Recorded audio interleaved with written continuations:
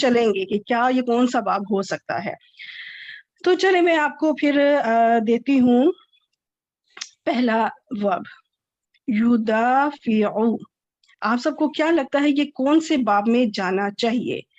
اس کی شروعات پیش سے ہو رہی ہے. اب آپ کے جو ہے اس میں 3 ابواب جو ہیں ذہن میں آنے چاہیے. تو اب یہ آپ کو کیا لگتا ہے ان 3 ابواب میں سے کون سا ہو سکتا ہے؟ اعلیٰ مفعلہ مفاعلہ مفاعلہ ہے. ایلا نہیں اعلیٰ مفعلہ کیونکہ بیچ میں الف ہے.